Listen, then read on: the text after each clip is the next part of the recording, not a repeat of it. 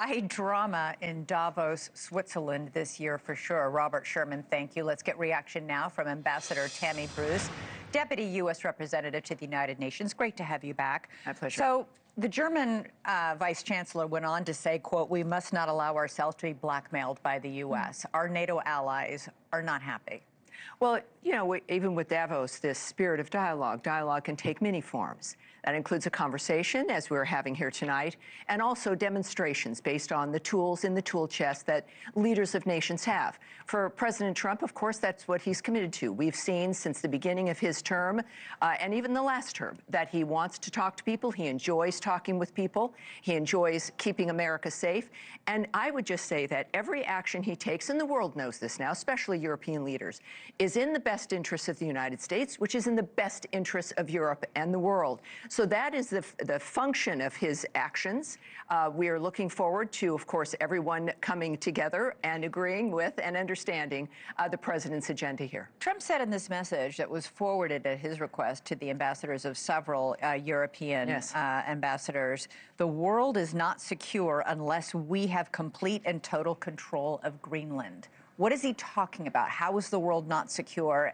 Especially because right now we have an agreement with Denmark that we can do as much as we want in Greenland.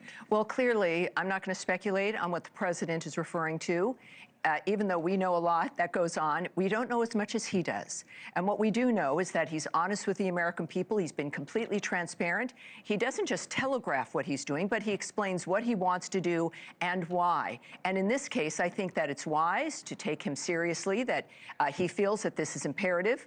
We should believe him. And for every European and every other leader around the world, do not underestimate him. He clearly is being extremely transparent, and it's best to ask more about, all right, well, this is serious to Donald Trump. We should look into it and comply. And if they're all talking about alliances, which we have with them, and they're allies with us, then perhaps they should realize that President Trump is serious for a reason. Is it about national security or is it about ego? I ask because of that text message that President Trump sent to the Prime Minister of Norway, saying he's pushing to acquire Greenland because he didn't get the Nobel Peace Prize. As you know, it is not the government of Norway that awards the Nobel Peace Prize. And the Prime Minister of Norway released a statement today saying, quote, "I have on several occasions clearly explained to Trump that it is an independent Nobel committee, not the Norwegian government, that awards the prize." Why is the president sending messages like this? You know, I think that it's from the beginning we've seen that he's had one focus, which is peace around the world.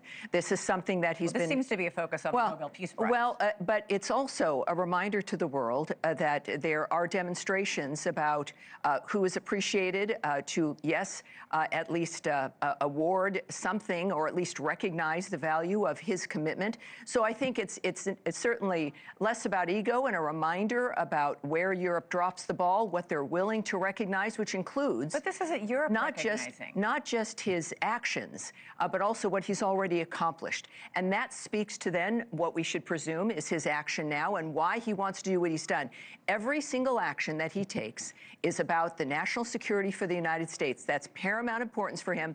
And peace around the world is important for us as well. So I think that it is a reminder about how perhaps their judgment has been bad and how they can have better judgment moving into the future. And it's not just for that reason, but I think it highlights his judgment, what he wants to accomplish and does accomplish, and their poor judgment in the past, and how perhaps they need to be looking at him properly when it comes to who he is, when it comes to leadership and the value for the entire planet. But as the Norwegian Prime Minister pointed out, it's not Norway that gives this prize. I mean, if you had the judgment was bad to not give him the Nobel Peace Prize, that was that committee. I would say that that committee is certainly influenced by Norway. It's influenced perhaps by the world. It is a statement that has mattered. You know, they didn't do themselves any favors when they gave it to Barack Obama before he even, you know, was doing anything in the White House. It shows you the political nature of a decision like that when they have had a chance with President Trump to show that they are genuinely going to reward a person who has done more for peace around the world than anyone in recent memory. And yet they didn't. So I think it's really about who's serious about peace, who can be trusted with what is their agenda is. And of course, right now, that's President Trump. All right. Tammy Bruce, you have I'm sure, a very full plate right now at the United Nations dealing with all of this. I appreciate you coming. But we have great leadership with the president. That's what keeps it busy. Thank you, Tammy. Thank you for watching. Subscribe below and download our NewsNation app right now on your phone, and you will get fact-based, unbiased news for all Americans.